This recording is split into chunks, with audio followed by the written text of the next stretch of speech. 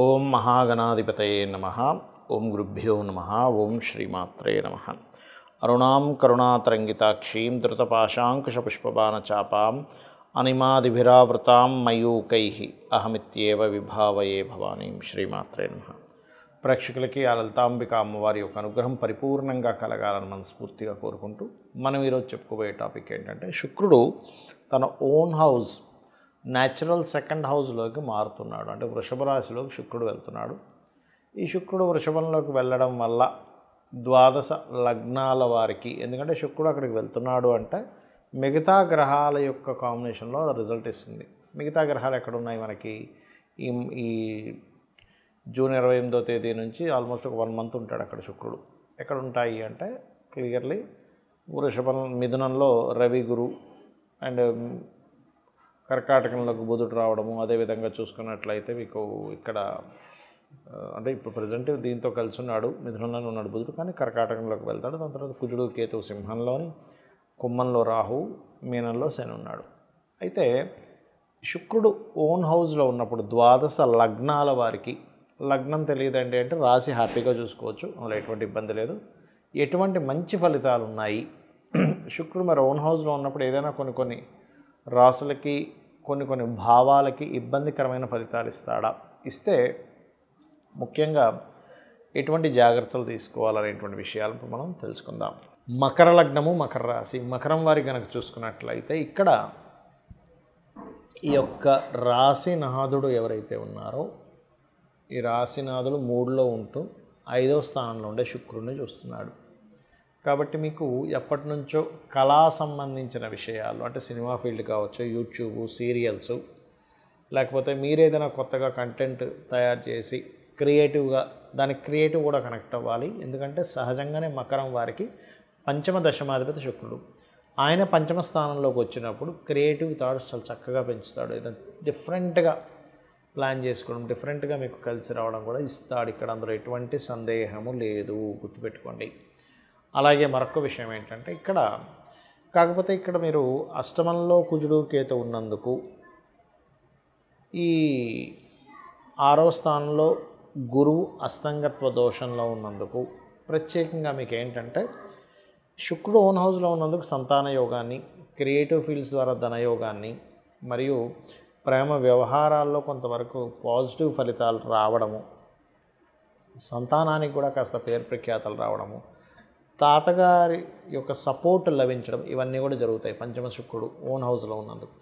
కానీ ఇక్కడ ఎప్పుడైతే శని 3వ స్థానంలో ఉంటూ కుజుడి చేత చూడబడుతున్నాడో, అది కూడా 4వ అధిపతి చేత, ఈ ప్రాపర్టీస్ తీసుకునేటువంటి అంశాలలో కొంత జాగ్రత్తగా ఉండాలి. ఎందుకంటే 4వ అధిపతి కుజుడు అష్టమ స్థానంలో కేతువుతో ఉన్నాడు. కాబట్టి ప్రాపర్టీస్ తీసుకునేటప్పుడు, ఏదైనా మెషినరీస్ లాంటివి కొనుగోలు చేసేటప్పుడు, ఏదైనా ఫ్యాక్టరీస్ లాంటివి నిర్మాణం చేసేటప్పుడు, సహజంగా పంట పొలాలు అది రైతులు దున్నుతూ ఉంటారు, అటువంటి విషయాల్లోని, లేదా కొన్నిసార్లు పిచికారీ చేయవలసినటువంటి కొన్ని ఉంటాయి, అవి చేయకపోవడం వల్ల పురుగులతో కాస్త ఇబ్బంది రావడము. పంట కొంతమంది చూడండి అంటూ ఉంటారు, ఏమంటే పురుగు పట్టేసిందంటే చాలా ఇబ్బంది పడుతుంది. ఎందుకంటే కేతువు పురుగు కారకుడు అండి, కుజుడు భూమికి కారకుడు. కాబట్టి ఈ కేతువు కుజుడు ఉన్నప్పుడు యూనివర్సల్గా కూడా కాస్త పంట పొలాలకి ఎక్కువ పురుగు పట్టిందనేటువంటిది ఎక్కువగా మనం వింటూ ఉంటాం ఈ కాంబినేషన్స్ వల్ల. అది పర్టికులర్గా జూలై వరకు ఉంది. కాబట్టి రైతులు కొంత జాగ్రత్తగా ఉండాలి. అలాగే ఇంట్లో కూడా 4వ అధిపతి కేతుతో ఉన్నందుకు తెలియకుండానే దక్షిణ భాగంలో కూడా కొన్ని దోషాలు చేస్తూ ఉంటాం. అయితే ఈ యొక్క ఇబ్బంది కలగకుండా ఉండాలంటే మీరు చేయవలసింది, పంచమంలో శుక్రుడు ఉన్నప్పుడు అమ్మవారి అనుగ్రహం కూడా బ్రహ్మాండంగా ఉంటుంది, అమ్మవారి సాధన కూడా బ్రహ్మాండంగా కలిసి వస్తుంది. కాబట్టి లలితా అమ్మవారి యొక్క ఆరాధన చేయండి. వీరైతే ఒకవేళ లేదండి మాకు ఎక్కువ ఇబ్బంది భూముల వల్ల వస్తున్నాయి అనుకుంటే కనుక వారాహి అష్టోత్తరం చదువుకోండి, సాయంత్రం పూట అన్ని విధాలు బాగుంటుంది. చాలామంది నన్ను అడుగుతున్న ప్రశ్న ఏమిటంటే, ఏమంటే శుక్ర మహర్దశ వస్తే బాగుండాలి కదా. నేను మీకు ఇప్పుడు యూట్యూబ్లో కొన్ని స్టూడెంట్స్ కోసం కొన్ని కేస్ స్టడీస్ పెడుతూ ఉన్నా. అంటే శుక్రదశ అనుకుంటాం మనం, శుక్రుడు కనుక ఎలాంటి పొజిషన్లో ఉంటే అద్భుతంగా యోగిస్తాడు, ఎలాంటి పొజిషన్లో ఉంటే యోగించడు అని. ఎందుకంటే దానికి ఒక రూల్ ఉందండి. ప్రతి గ్రహానికి ఒక ప్లానెట్ గనక ఒక లగ్నం నుంచి ఫలానా స్థానంలో ఉంటేనే ఆ యోగం అనేటువంటిది అద్భుతంగా ఉంటుంది. ఆ స్థానంలో లేనప్పుడు అది నీచభంగ రాజ్యయోగాలు కూడా ఒక్కోసారి ఇబ్బంది పడతాయని చెప్తూ వస్తున్నా. అందుకని మీరు అర్థం చేసుకోవాల్సింది ఏంటంటే శుక్రుడు అనగానే అద్భుతం, గురువు అనగానే అద్భుతం, లేకపోతే శని అనగానే నీచం అని అనుకోకండి. అది ఎలా ఇస్తుంది? ఎందుకంటే మీరు అర్థం చేసుకోవాల్సింది ధనము ఒకే రూపంలో రావట్లే ఈ ప్రపంచం మొత్తం కూడా. ఒకరు చెత్త నమ్ముకొని కూడా బిజినెస్ చేస్తే, ఇంకో వ్యక్తి బంగారం అమ్మితే డబ్బులు వస్తున్నాయి, ఇంకో వ్యక్తికి నీరు అమ్మితే డబ్బులు వస్తున్నాయి, ఇంకో వ్యక్తికి ఆక్సిజన్ అమ్మితే డబ్బులు వస్తున్నాయి, ఇంకో వ్యక్తి పెట్రోల్ అమ్మితే డబ్బులు వస్తున్నాయి, ఇంకో వ్యక్తి సర్వీసెస్ చేస్తే ధనం వస్తుంది. అంటే ఏంటి? అన్నీ కారకత్వాలే. ఈ నూనె, ఐరన్ ఇదంతా శని. మరి ఐరన్ ద్వారా నూనె ద్వారా వచ్చేప్పటికి శని ద్వారా డబ్బులు వస్తుంది. శని కారకత్వం అదంతా కూడా. శుక్రుడు అంటే వాహనాలు, గృహాలు, లగ్జరీ ఐటమ్స్ ఇవన్నీ. ఇక్కడ ఏంటంటే మనం అర్థం చేసుకోవాల్సింది శుక్రగ్రహము గనక ఎక్కడా పాడవ్వకుండా మీకు ధనయోగాన్ని ఇచ్చే దాంట్లో ఉంటే 100% లగ్జరియస్గా ఇస్తాడు ధనయోగం. నార్మల్గా ఇవ్వడు. ఇప్పుడు చూడండి, ధనం వస్తే దాన్ని అనుభవించే యోగం కూడా ఉంటుంది. చూడండి, కొంతమంది డబ్బులు వస్తాయి కొంతమందికి, కానీ ఏమీ అసలు ఇల్లు పెద్దగా చూడడానికి అంత గొప్పగా ఉండదు, పెద్దగా ఏమీ లగ్జరీ వస్త్రాలు కొనుక్కోరు, లగ్జరీగా హోటల్స్కి వెళ్ళి పెద్ద పెద్ద ఎంజాయ్ చేయడం ఏమీ ఉండదు. అసలు చాలా నార్మల్ లైఫ్ అనుభవిస్తుంటారు. ఎందుకు అంటే అక్కడ ఇచ్చేది శుక్రుడు కాదు. అదే ఇచ్చేది శుక్రుడు అనుకోండి, అప్పుడు అలా ఉంటుంది. అంటే శుక్రగ్రహం గనక బాగుంది, లగ్జరియస్ లైఫ్. అయితే ఇది ఎంతవరకు కరెక్ట్? అది బాగుందా లేదా? శుక్రదశ వస్తే లగ్జరియస్ లైఫ్ కాదు, బాగా అర్థం చేసుకోండి. శుక్రుడు బాగుండి మహాదశ వస్తే లగ్జరీ లైఫ్. శుక్రుడు పాడైపోయి మహాదశ వస్తే ఉన్న లగ్జరీ లైఫ్ కాస్త పోతుంది. ఇది అర్థం చేసుకోండి. మరి ఎలాగా? చాలామంది ఆశతో ఉంటారు, ఏమంటే నాకు శుక్ర మహాదశ రాబోతుంది, అద్భుతం, ఆహా ఓహో అని.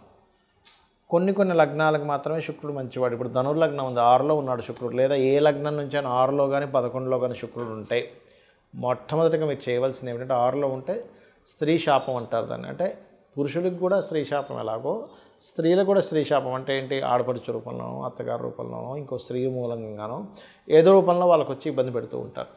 అంటే ఆ పూర్వజన్మలో చేసుకున్న కర్మ అది. కావున మీరు అర్థం చేసుకోవాల్సిన విషయం ఏంటంటే శుక్రగ్రహం ఎక్కడుంది?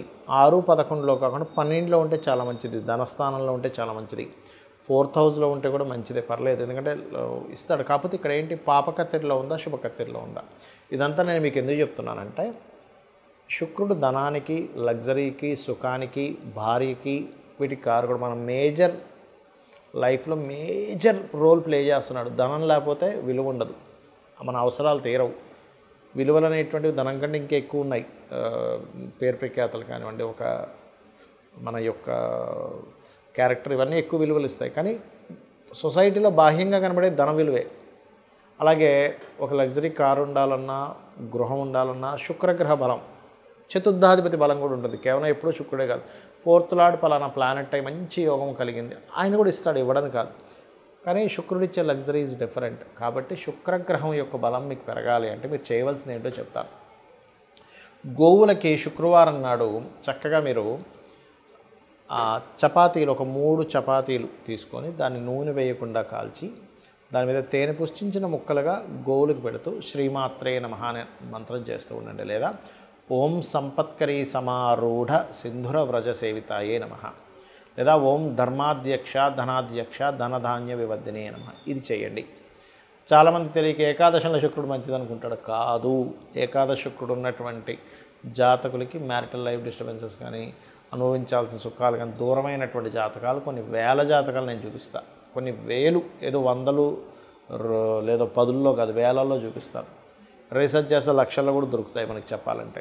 ఎందుకంటే ఎక్కడా కూడా శుక్రుడు సుఖానికి కారకుడు కాబట్టి 12లోనే యోగిస్తాడు. మీరు చూసుకోండి, ఎనీ లగ్న 12th హౌస్ వీనస్ పాడవకుండా ఉన్నాడంటే ఆయనే మంచి లగ్జరీ, మంచి సుఖాన్ని ఇస్తాడు. సుఖకారకుడు. ఏ కారకుడు ఎక్కడ ఉంటే ఏమి ఇస్తాడు? 12th హౌస్కి నెగేటింగ్లో ఉంటే ఇవ్వడు. ఇది బాగా అర్థం చేసుకోండి. ఇది చాలా చాలా చాలా ఇంపార్టెంట్ అయినటువంటి విషయం గుర్తుపెట్టుకోండి. శుక్రుడి విషయంలో, అందరి విషయాల్లో కాదు. మిగతా గ్రహాలు ఏవైనా సరే 12లో యోగించమంటారు. కానీ ఇక్కడ మనం దేశకాలమాన పరిస్థితులను అర్థం చేసుకుంటూ వెళ్ళాలి. 12లో ఉండే గ్రహాలు ఒకప్పుడు అంటే అయ్యో మనిషి దేశదిమ్మరి అయిపోతాడు, ఎందుకు పనికి రాకుండా పోతాడు. ఇప్పుడు ఏంటి? ఒక మనిషి ఆ దేశంలోనే కాకుండా ప్రపంచ దేశాలు మొత్తం తిరిగి వస్తున్నాడు. కాబట్టి విదేశీ యోగాలు ఉంటాయి. ఆ 12లో ఉండే గ్రహాలకే ధనయోగం పడితే విదేశాల్లోనే ధనయోగం ఉంటుంది. ఇది మనం అర్థం చేసుకోవాలి. ఇక శుక్రుడి యొక్క స్థితిగతులు బాగోపోయినా మీకు మంచి చక్కటి ఫలితాలు రావంటే అమ్మవారి ఆరాధన మించింది మరొకటి లేదు. మరియు శుక్రగ్రహం దగ్గర దీపారాధనతో పాటు శుక్రుడు ఏ గ్రహాల ద్వారా అయితే కంబస్ట్ అయ్యాడా, అంటే అస్తంగత్వ దోషం రవి ద్వారా అవుతుంది, లేదా కేతువు ద్వారా అవుతుంది. ఒక్కోసారి కేతుతో శుక్రుడు కలిసి ఉన్నా కూడా ధనహీనత యోగాలు, లేకపోతే అమ్మవారి భక్తులైతే అది మళ్ళీ తగ్గుతుంది.